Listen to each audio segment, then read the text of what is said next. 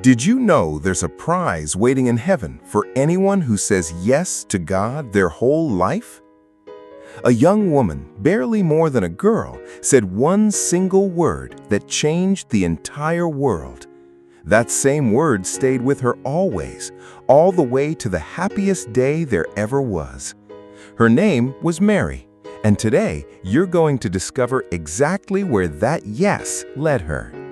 Stay with me. The ending of this story is a gift God wants to show you too. It all began in a tiny town called Nazareth. There lived Mary, a simple young woman who loved God with all her heart. One day, an angel appeared to her. He gave her enormous news. She would be the mother of Jesus, the Son of God. Mary was deeply surprised, but she didn't hesitate for one moment. "I am the servant of the Lord. Let it be done to me according to your word." Mary, in the Gospel of Luke. Servant of the Lord means something beautiful, someone who is always ready to help without asking for anything in return. That moment mattered so much that to this day, many families remember it every single noon in a prayer called the Angelus. Mary didn't say yes just with that one word. She said it with her entire life, every single day from that moment on. Soon after, Mary visited her cousin Elizabeth, who greeted her with joy. "Blessed are you among women." And Mary answered with a song of thanksgiving. "From now on, all generations will call me blessed, for the Almighty has done great things for me." Not even she knew yet which of those greatest things would be the greatest of all. And that yes would carry her further than she ever imagined. From that day on, Mary never left Jesus' side. She was there when he was born in a humble manger in Bethlehem.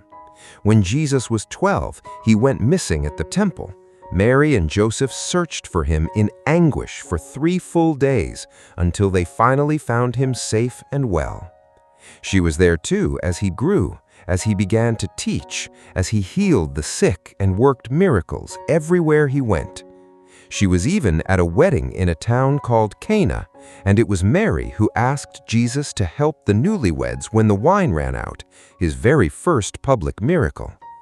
Mary was like a mom who never abandons her child, not in the happy days and not in the hardest ones. But the hardest moment hadn't come yet. Then came the saddest day. Jesus died on the cross. Many of his friends had run away, afraid, but Mary stayed right there beside him until the very end. From the cross, Jesus said to his friend John, "Behold your mother."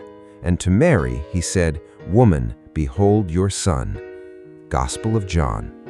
From that moment on, John cared for Mary as if she were her own mother and welcomed her into his own home.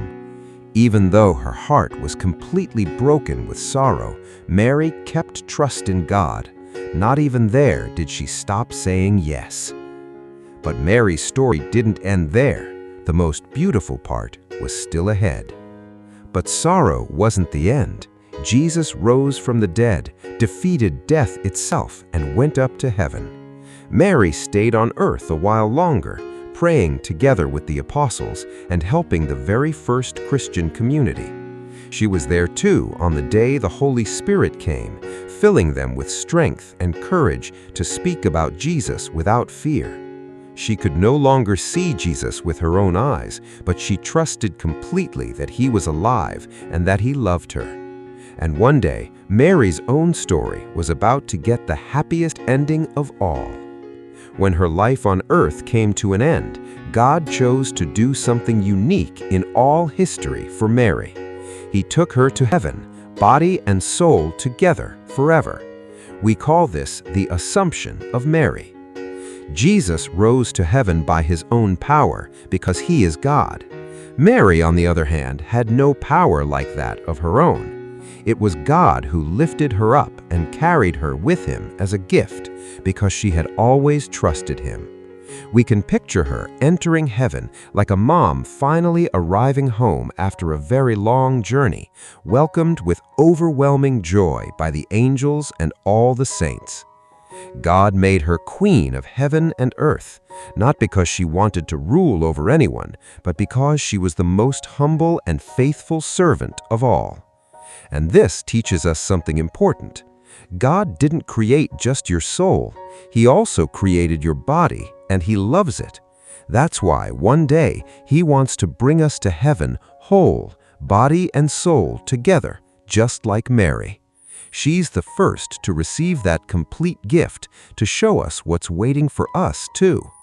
And there's something about this story that makes it even more special for you.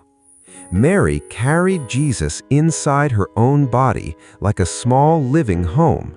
That's why her body mattered so much to God. And that same Jesus she carried still comes to us today, for real, in every Mass, in the Eucharist. You can say yes to God too every day, in small things, obeying your parents, helping at home, being kind, telling the truth, forgiving someone who hurt you. You don't need to do something huge or famous. Mary never sought fame. She just chose to love one day at a time, and that was enough to reach the highest place of all. Every small yes brings you a little closer to heaven, just like it did for Mary. Remember the young woman from the start of this story? We're almost back there again. Important points. 1. Being great before God doesn't mean being famous, rich, or powerful.